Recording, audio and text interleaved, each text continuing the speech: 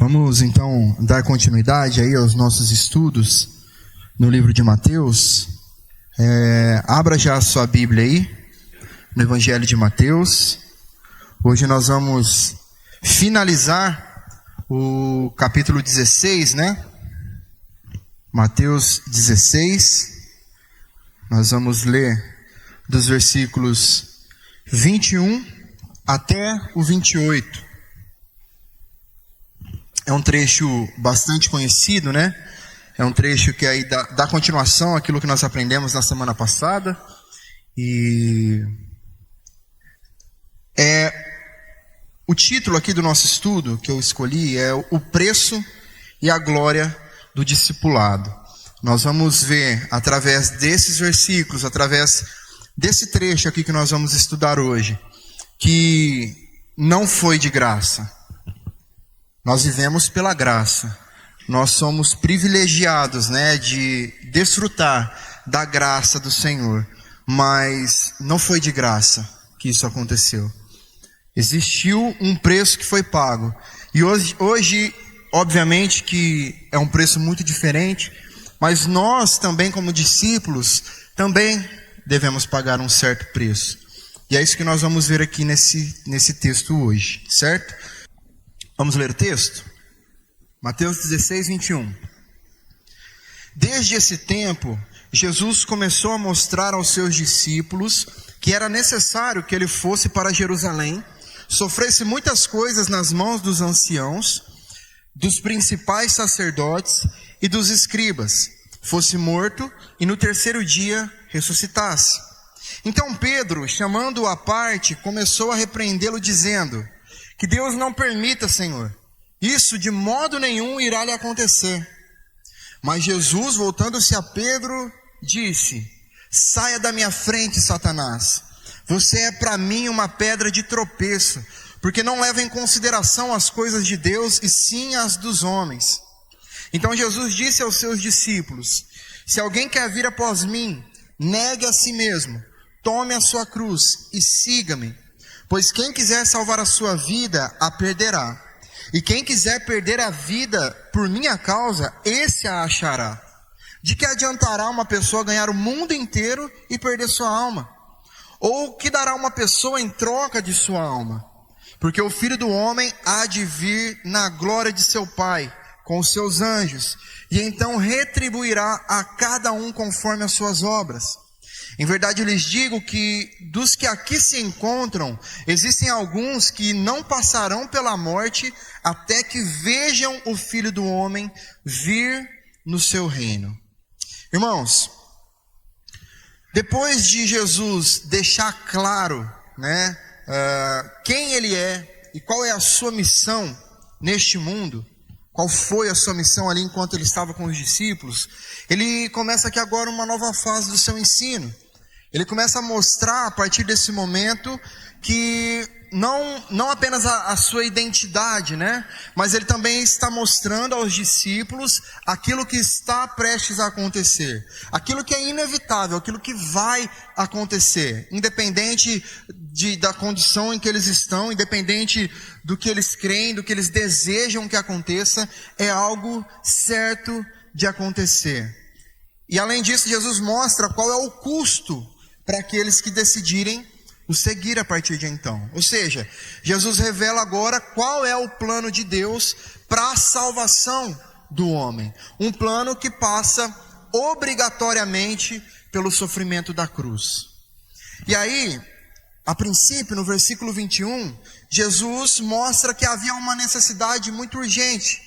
Porque Jesus demonstra aqui que ele não veio para cumprir as expectativas do povo dele ser um libertador terreno, um libertador político que quebraria ali o domínio de Roma. Jesus não era essa pessoa, pelo contrário, ele deixa claro que seguirá para Jerusalém para sofrer nas mãos dos líderes do seu próprio povo. Nesse caso, o texto diz que são os anciãos, os principais sacerdotes e os escribas. Os anciãos, no caso, eram os líderes ali da comunidade judaica. Os principais sacerdotes eram aqueles que faziam parte da elite religiosa dos saduceus.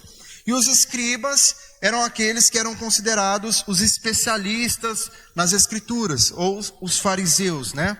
Então, esses 3 grupos se uniam e juntos eles formavam o Sinédrio, que era o conselho que governava tanto a vida religiosa quanto a vida política de Israel.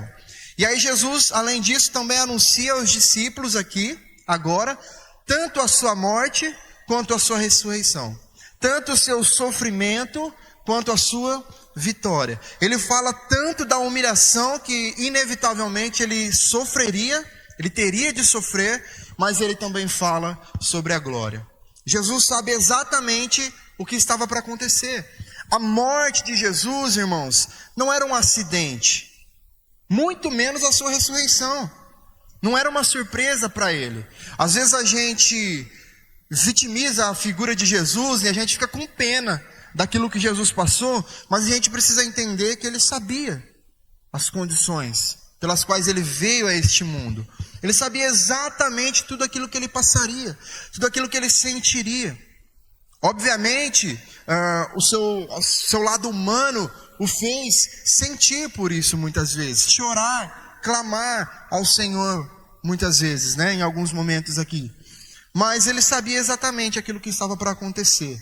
E ele não aceitava que ninguém tentasse tirar ele desse caminho, tirar ele dessa rota, daquilo que estava prestes a acontecer.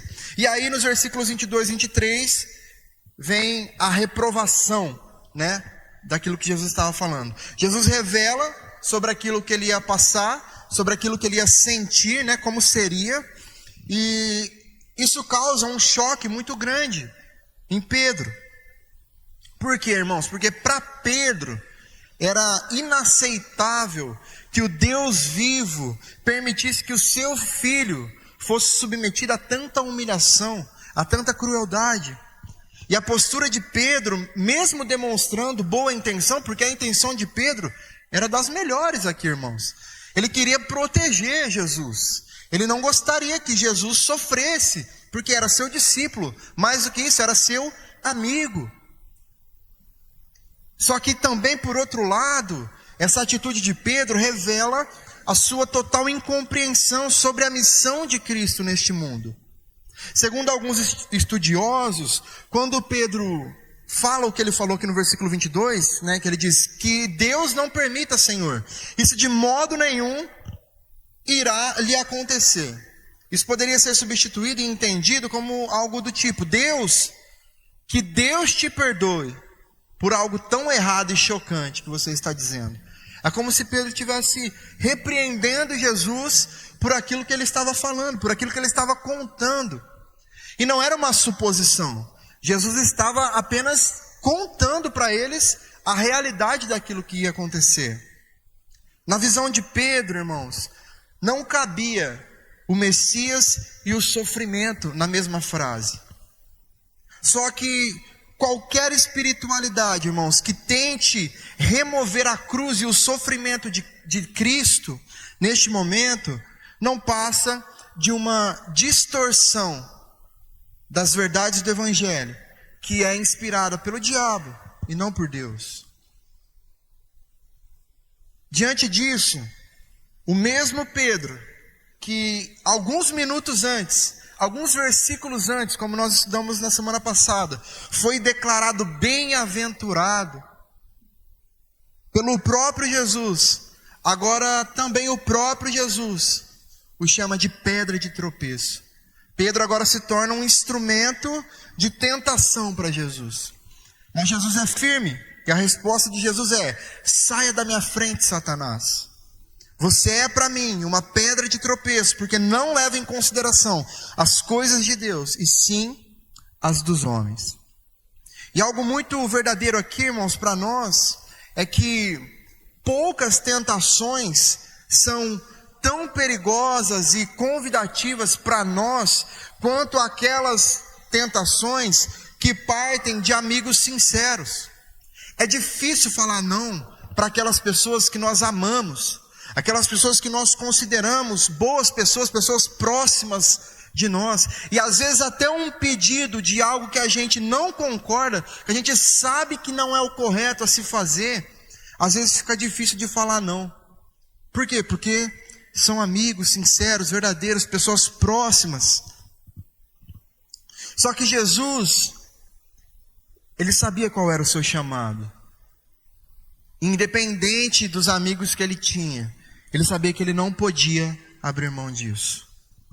Uma coisa interessante para nós entendermos também: Jesus, ele não está aqui chamando Pedro de Satanás, e nem dizendo que Pedro estava nesse momento possuído pelo diabo, não é isso. Quando Jesus fala para Pedro, saia da minha frente, ele estava falando ao diabo mesmo, que naquele momento ali, de certa forma, estava usando a boca do apóstolo para tentar Jesus naquele momento ali, né? Para que pudesse evitar a cruz. Por isso, irmãos, era Satanás nesse momento quem deveria recuar, quem deveria se afastar de Pedro.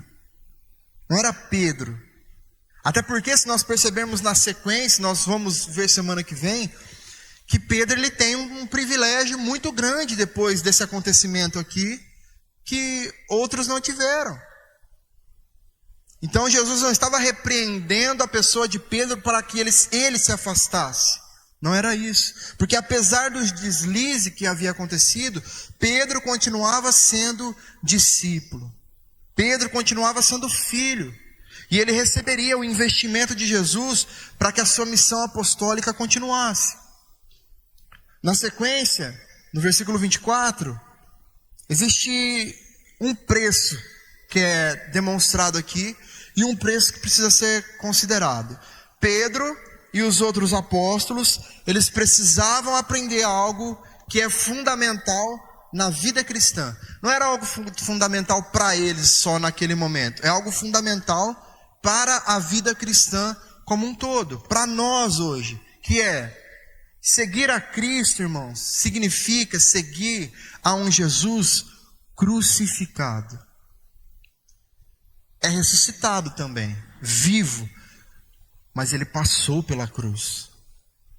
Ele não deixou de passar, ou seja, seguir a Cristo é estar disposto a enfrentar com ele as humilhações e as dores que um condenado sofreria. O discipulado, irmãos, exige que nós rompamos com o nosso egoísmo e troquemos o eu como centro da vida, né, para colocar Deus nesse lugar.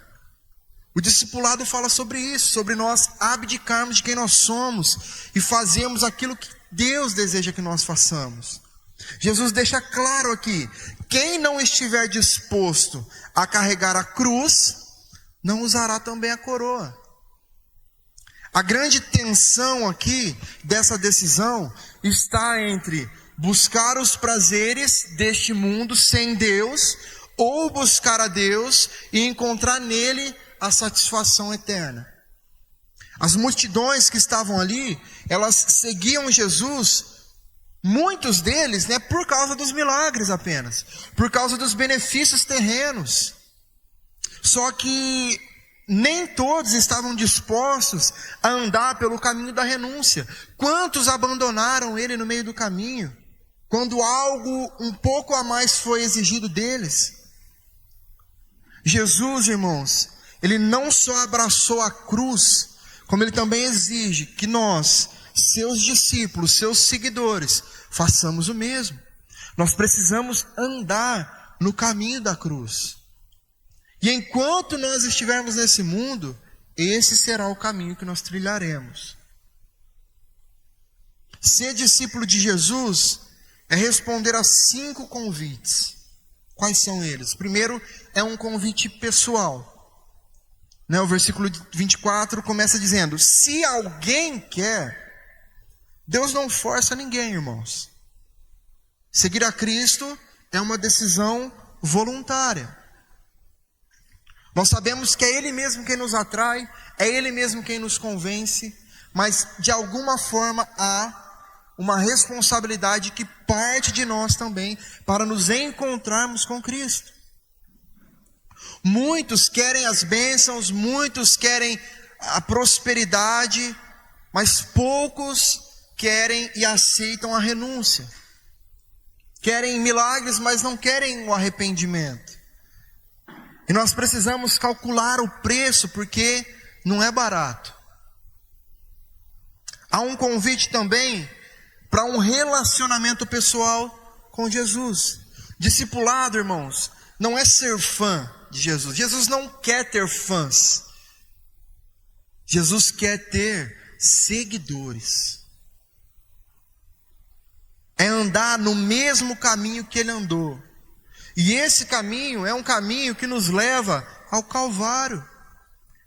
Nem sempre ao sucesso neste mundo. Seguir Jesus é servir a Ele como nosso mestre, como Senhor das nossas vidas. O terceiro convite que Jesus nos faz é um convite para uma renúncia, que é uma renúncia radical. Jesus nos chama para que nós abandonemos o nosso eu. Para que nós abandonemos o nosso orgulho, a nossa autossuficiência, a soberba que habita em nós. Negar a si mesmo, como Jesus diz, significa que nós precisamos nos render e estarmos dispostos a ouvir e obedecer totalmente à vontade de Deus, e não a nós. Um quarto convite que Jesus faz é um convite para a morte. Tomar a cruz significa abraçar a morte voluntariamente. Porque a cruz não é um problema da vida, ou um sofrimento específico.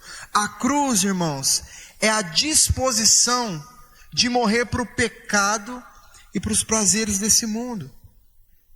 E Lucas, capítulo 9, versículo 23, vai dizer que isso precisa ser feito dia a dia. Tomar a cruz e seguir a Cristo, irmãos, não é algo que nós fazemos só lá naquele dia em que nós decidimos que aceitaríamos Cristo. Aquele dia que nós nos encontramos com Ele, e Ele passou a habitar em nosso coração, não é só para aquele dia o tomar a cruz, é dia a dia. O discípulo vive como alguém que morre diariamente e espiritualmente, lógico, para este mundo. E o quinto convite que Jesus nos faz é um convite para uma caminhada com Ele.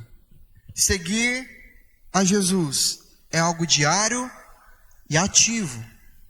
Nós precisamos imitar o que Ele faria, ser como Ele, amar o que Ele ama, rejeitar o que Ele rejeita. Por isso nós precisamos obedecer a Sua palavra. Seguir a Cristo, irmãos, é mais do que uma decisão inicial, como eu disse, essa que nós tomamos naquele dia que nós nos encontramos com Ele. Seguir a Cristo é um compromisso constante de viver para Ele e morrer para si mesmo. Como é importante, irmãos, nós falarmos disso, nós tocarmos nesse assunto, porque nós nos esquecemos. Porque muitos estão entrando para a igreja, para a vida de igreja, muitos estão tomando uma decisão de servir a Cristo, mas não entendem que o tomar a cruz é diário. Não entendem que abrir mão de quem nós somos para servir e obedecer à vontade de Cristo é diário, é algo diário, não é algo momentâneo. Que a gente chega em um dia e fala: Senhor, eu entrego a minha vida a Ti, levanta a mão na hora do culto, eu recebo uma oração ali dos pastores, e dali em diante, pronto, agora eu vou continuar tomando as minhas decisões, só que agora a diferença é que agora eu estou abençoado, agora eu estou, agora Deus já tocou em mim, eu já aceitei, já declarei que Ele é o Senhor da minha vida, a partir de agora, pronto, estou ungido. Não é assim, irmãos. A vida cristã não é isso. Ela não se dá como um passe de mágica. É diário, é constante. Por isso que a Bíblia e o próprio Jesus nos ensina que é aquele que perseverar até o fim que será salvo. Se eu preciso perseverar até o fim, significa que eu preciso continuar fazendo.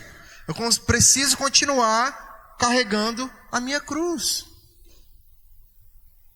E depois no versículo 25, existe talvez um dos maiores paradoxos, né, da Bíblia. É algo que talvez a gente tenha um pouco de dificuldade de entender, porque parece uma contradição. Porque o texto diz que para ganhar eu tenho que perder, para perder eu tenho que ganhar. Para ganhar é preciso, para viver é preciso morrer, para morrer é preciso viver. Como que isso parece não, né? Aos olhos humanos, essa conta não fecha. Aos olhos do mundo, isso parece algo absurdo. Só que para o discípulo de Cristo, essa é a essência das nossas vidas. Os valores do reino, irmãos, os valores do céu, eles são invertidos, eles são opostos em relação aos valores desse mundo. Porque nos valores do reino, ser grande é servir. Ser rico é repartir. Ser feliz é negar a si mesmo e não buscar prazeres passageiros. Agora veja o contraste, né? O diabo, ele consegue seus discípulos também, mas fazendo o oposto que Jesus faz. Satanás, ele promete uma glória imediata, que é para este mundo. Só que ele entrega sofrimento eterno. Porque a eternidade não depende dele. A eternidade não está nas mãos dele. A eternidade dele já está selada. E é o sofrimento eterno. Agora Cristo, ele nos oferece uma cruz agora. Um caminho em que a cruz precisa ser carregada. Só que ao final, ele nos entregará uma coroa que nos conduz à glória. E aí é uma glória eterna. Não é algo que passa, não é algo que tem fim, é algo que dura eternamente. E aí Jesus nos mostra que há algumas maneiras pelas quais nós podemos ganhar e ao mesmo tempo perder a vida. Como que nós perdemos a vida? Nós perdemos a vida quando nós buscamos felicidade longe de Deus. Nós vivemos em um mundo onde o prazer, a satisfação pessoal são tratados como o maior objetivo da vida. Por isso as pessoas passam a maior parte do seu tempo buscando coisas, buscando se satisfazer naquilo que este mundo tem a oferecer. Muitos tentam preencher um vazio da alma com aquilo que o mundo oferece. Só que depois de provar todos esses prazeres, nós percebemos, irmãos, que a felicidade verdadeira não está nessas coisas. Salomão experimentou vinho, riquezas, fama, prazeres, tudo que havia de melhor neste mundo. Só que no final, ele percebe, ele conclui que tudo é vaidade. E tudo isso, correr atrás de todas essas coisas, é como correr atrás do vento. Você consegue correr atrás do vento? Você consegue pegar o vento quando você corre atrás dele? Não dá. E é dessa forma que Salomão classifica essa busca, esse desejo desenfreado por acúmulo de coisas, por viver experiências das mais diversas neste mundo. É vaidade. Nós perdemos a vida também quando nós buscamos salvação fora de Cristo. Existem muitos caminhos que conduzem a alguma religião. Muitos vão dizer que todos os caminhos levam a Deus. De fato, todos os caminhos levam a Deus. Há um caminho que leva a Deus para a salvação. E todos os outros levará para a condenação.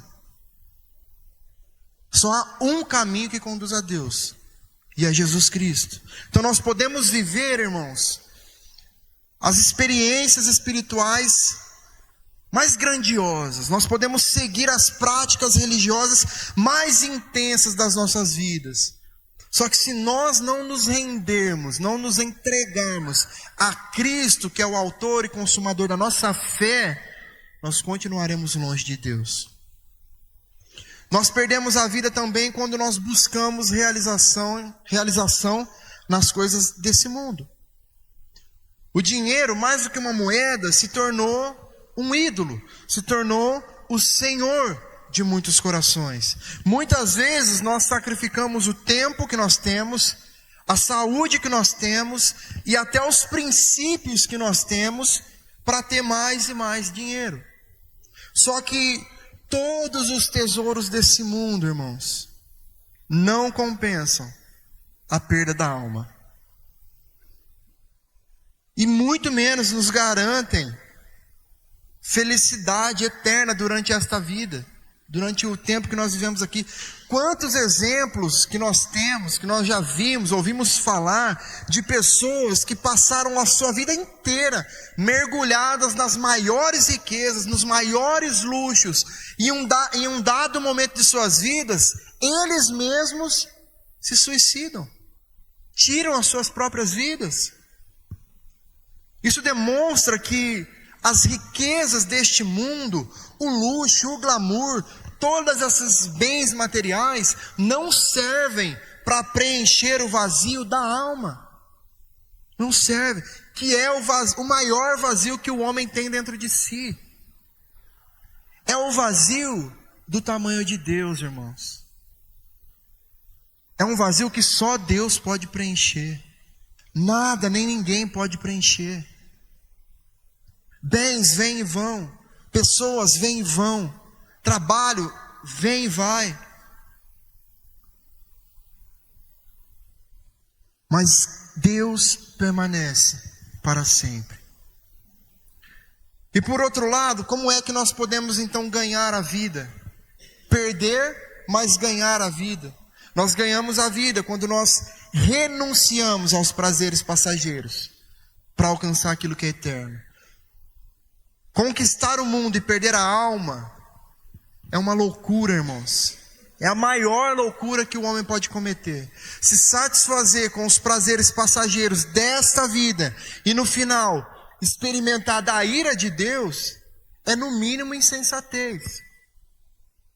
As alegrias do mundo, elas são superficiais, elas são temporárias. Mas as alegrias que vêm de Deus, elas são verdadeiras, elas são eternas. Até mesmo aquelas alegrias terrenas que Deus nos proporciona, irmãos, elas também passam. Mas o que eu não estou fazendo nada de errado, eu estou vivendo as coisas com limitação, com entendimento, eu não estou colocando as coisas deste mundo à frente de Deus. Amém, que continuemos assim, mas saiba que até mesmo os prazeres bons e justos, honestos que nós temos, não podem ser maior do que a alegria eterna da salvação. Nada importa mais, irmãos.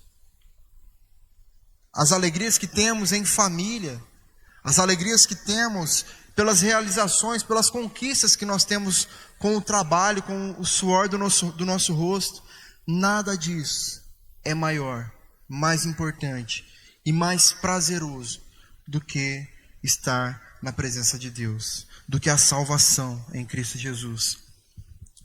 Em segundo lugar, nós ganhamos a vida quando nós deixamos de colocar a nossa confiança nas coisas desse mundo e passamos a buscar uma herança eterna. Qual é a forma prática de nós buscarmos uma herança eterna, irmãos? É obedecendo a palavra, não tem outro jeito. Quando nós obedecemos à vontade de Deus, é quando nós acumulamos tesouro no céu. É quando o nosso galardão começa a aumentar na presença do Senhor. O dinheiro, os bens chamam a nossa atenção, são importantes enquanto nós vivemos aqui, não tem como viver sem enquanto nós vivemos aqui, só que eles não podem oferecer segurança ou felicidade eterna. Por isso que o amor às riquezas é um caminho para a nossa própria destruição. Só que a herança que Deus nos oferece, ela não pode ser corrompida, ela jamais vai se perder. E em terceiro lugar, nós ganhamos a vida quando nós trocamos a ilusão do que vemos pelo valor do que nós ainda não vemos. É difícil, irmãos, valorizar aquilo que nós ainda não podemos ver e tocar. É difícil colocar isso à frente das outras coisas, porque tem coisas tão grandes que saltam aos nossos olhos neste mundo, que nos impressionam, que nos estimulam de certa forma. Só que tudo que é material e passageiro vai se desgastar com o tempo. Mas aquilo que é espiritual permanece para sempre. O nosso verdadeiro tesouro, irmãos, está guardado nos céus, onde não pode ser roubado, onde não pode ser destruído e onde nunca se acabará. No versículo 26, Jesus faz uma avaliação ali, né? Jesus chama os seus discípulos para que eles possam refletir sobre o valor da alma. E aí ele faz uma pergunta que desmonta qualquer ilusão humana. De que adianta conquistar o mundo inteiro se para isso alguém tem que perder a sua alma? Ou seja, negociar os princípios de Deus, vender a consciência ou entregar a alma em troca daquilo que este mundo tem a oferecer, é uma grande tolice, segundo aquilo que Jesus está mostrando. Nós precisamos viver, irmãos, as nossas vidas conscientes de que a salvação das nossas almas vale muito mais do que qualquer riqueza. Pense na maneira como você tem criado seus filhos, por exemplo. Porque geralmente a gente só se preocupa com o que é terreno. Não, você tem que estudar. Não, mas você tem que trabalhar. Não, mas você precisa de responsabilidade. E precisa disso tudo mesmo, irmãos. Mas talvez a gente está se esquecendo do principal. O mais importante é que a alma esteja salva. Isso começa desde cedo.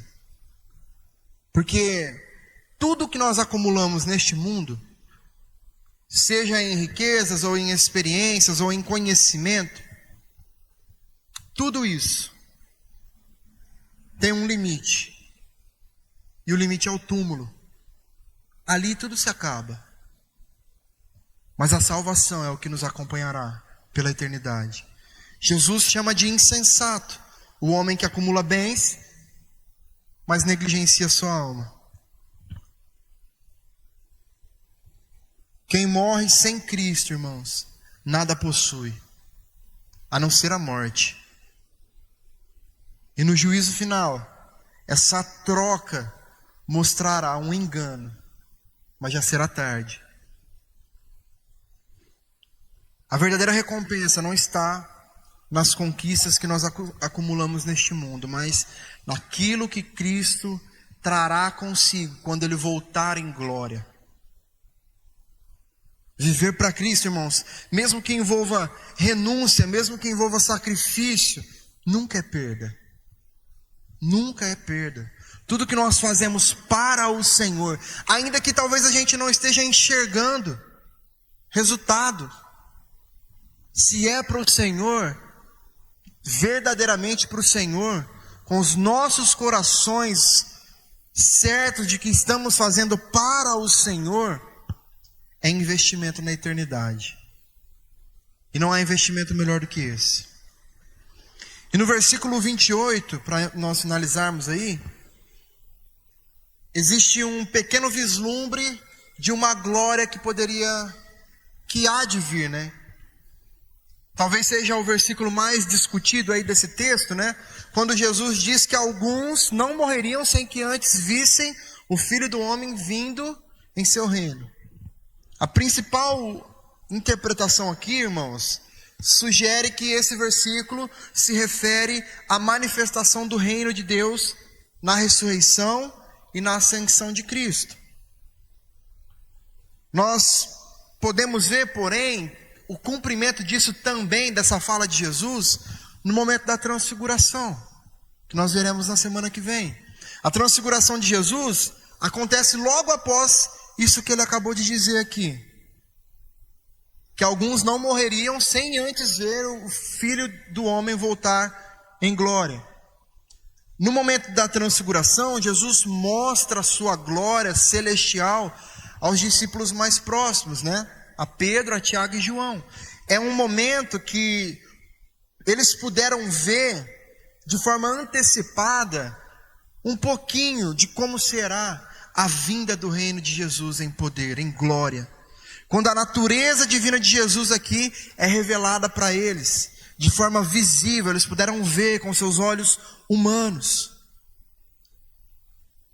Também nós podemos ver o cumprimento dessa fala de Jesus, por exemplo, na destruição de Jerusalém, no ano de 70 depois de Cristo. É um acontecimento que é considerado por muitos estudiosos como se fosse um vingamento, uma destruição ali do reino judaico, o reino que se opunha ao reino de Cristo.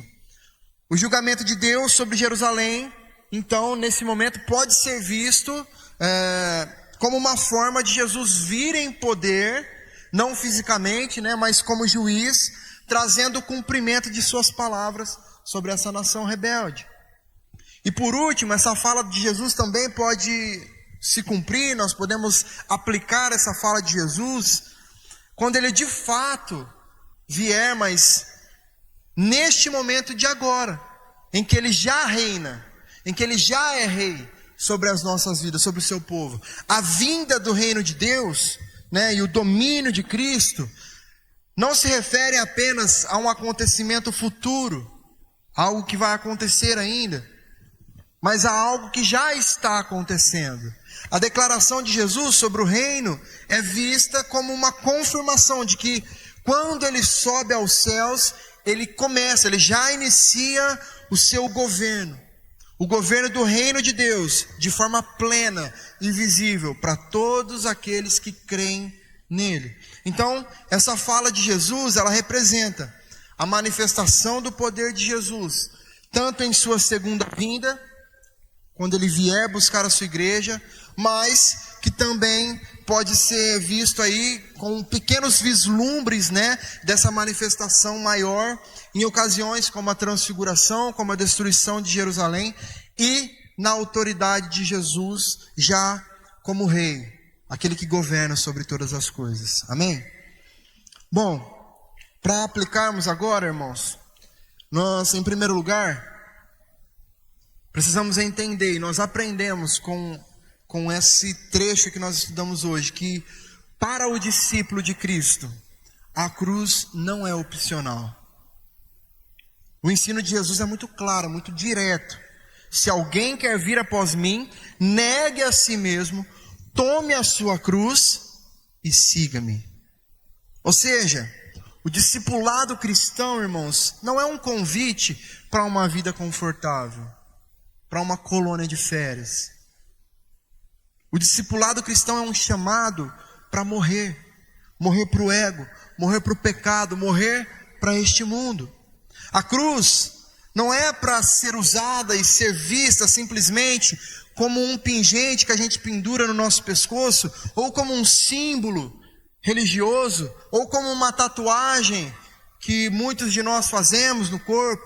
A cruz é um estilo de vida marcado pela renúncia, pela entrega. Jesus, como eu disse, não chamou fãs, Jesus chamou discípulos, e isso implica em escolhas diárias que nos colocam, irmãos, a obedecer à vontade de Deus, que colocam a vontade de Deus acima da nossa vontade, mesmo que isso envolva perdas, mesmo que isso envolva incompreensão por parte das pessoas que estão ao nosso redor. Negar a si mesmo é abrir mão do direito de decidir sobre a nossa própria vida, para se submeter à vontade de Cristo. Por isso a cruz, ela significa esse perseverar na fé, perseverar até o fim, mesmo diante da perseguição, mesmo diante das dores, das angústias, das incertezas. É manter a integridade no trabalho quando a corrupção é clara, é uma regra. É viver uma vida de santidade em um mundo que normaliza o pecado. A cruz é um lembrete diário, deve ser um lembrete diário, de que nós não vivemos mais para nós mesmos, mas para aquele que morreu na cruz e ressuscitou por nós. Agora já não vivo mais eu, mas Cristo vive em mim. Em segundo lugar, nós precisamos pensar como Deus e não como os homens. Pedro, ele caiu no erro ali de olhar para a missão de Cristo com uma visão humana. Ele via o sofrimento como uma derrota para Jesus, a cruz como um fracasso para Jesus. Nós podemos nos lembrar que a cruz era a forma mais aterrorizante de se morrer na época, na cultura da época. A cruz, ela só era reservada aos piores criminosos.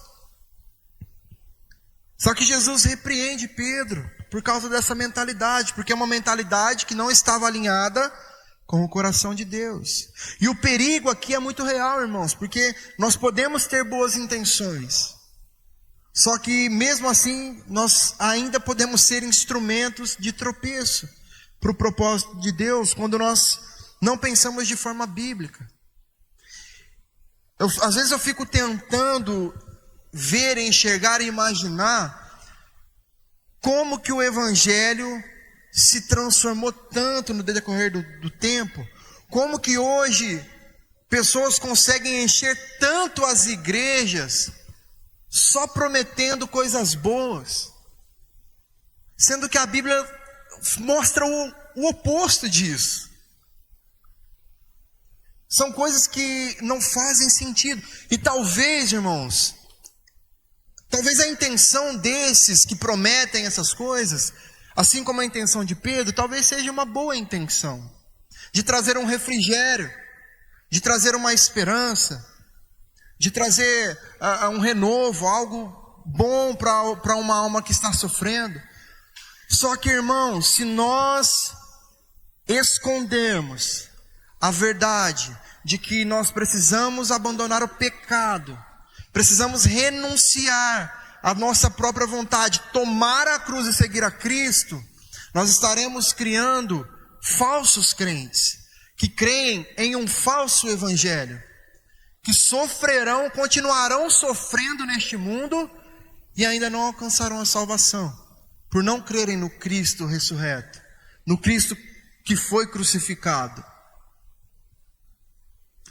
Nós precisamos pensar de forma bíblica para que nós possamos educar de forma bíblica. Nós não podemos fugir da verdade, irmãos, ainda que doa, ainda que machuque, ainda que afaste, ainda que deixe os nossos templos vazios. Nós temos muita facilidade e uma tendência muito grande em ajustar a mensagem do Evangelho para deixar ela mais acessível, né? Para deixar ela mais gostosa de se ouvir. E aí nós paramos de falar do pecado, nós paramos de falar do juízo, nós paramos de falar sobre renúncia. Só que é justamente essa postura que enche igrejas, né? Que está indo exatamente no caminho oposto de onde Deus está. É exatamente isso que afasta as pessoas da salvação. Porque se nós omitirmos a necessidade do arrependimento, da fé nesse Cristo crucificado, nós estamos omitindo a verdade. E nós não fomos chamados para isso. Nós somos chamados para pregar a verdade. Então, pensar como Deus, irmãos, significa enxergar além deste tempo. Significa compreender que o sofrimento é parte do caminho. Parte para o caminho da glória. E que a cruz é o meio pelo qual Deus salva e transforma vidas. Nós não precisamos mais ser crucificados fisicamente como Cristo foi. Ele fez isso por nós, no nosso lugar. Mas o tomar a cruz agora é deixar de lado os nossos desejos, a nossa vontade, para seguir a vontade dele. E ele merece que nós façamos isso por ele, irmãos. E em terceiro e último lugar, o valor da alma é maior do que qualquer ganho terreno. Jesus faz uma pergunta que confronta, né, os nossos valores terrenos. Ele diz: de que adianta uma pessoa ganhar o mundo inteiro e perder sua alma? E o que nós mais vemos hoje são pessoas obcecadas pelo poder. Pessoas que querem a todo custo ganhar o mundo inteiro. Ter o governo nas mãos, o poder do sim, do não. Muitas vezes, irmãos, nós sacrificamos a comunhão com Deus e os nossos princípios, simplesmente para termos aquilo que o mundo tem a nos oferecer. Só que a morte e o juízo igualam todos os homens. E a única riqueza que atravessa a eternidade é a salvação em Cristo. Por isso que nós somos chamados a viver olhando para a eternidade, investindo tempo, talentos, recursos no reino de Deus. Não quer dizer que nós devemos desprezar as coisas materiais, mas que nós precisamos colocá-las no lugar certo, como instrumentos, e não como ídolos e senhores das nossas vidas. Então, irmãos, diante do chamado de Jesus aqui, nós somos lembrados que a cruz de Cristo não é apenas o ponto de partida da nossa caminhada cristã. A cruz é um molde de todo o nosso viver. Quando nós negamos a nós mesmos, pensamos como Deus e vivemos com essa perspectiva de eternidade, nós manifestamos ao mundo o caráter do nosso Senhor. Nós refletimos a sua imagem. O preço pode até ser alto, irmãos,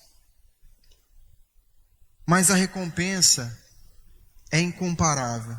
Como nós cantamos algumas vezes, vai valer a pena. Porque aquele que nos chama, aquele que nos induz a tomar a cruz, aquele que nos incentiva a tomar a cruz e a não desistir, a persistir, a perseverar, também é aquele que nos garante que um dia virá em glória para nos buscar. Também é aquele que nos garante que nós seremos mais do que vencedores. Também é aquele que nos garante que nós podemos todas as coisas nele que nos fortalece. Então, Jesus não está só pedindo que nós façamos isso tudo. Ele está nos garantindo que estará conosco todos os dias das nossas vidas, até a consumação dos séculos. Amém?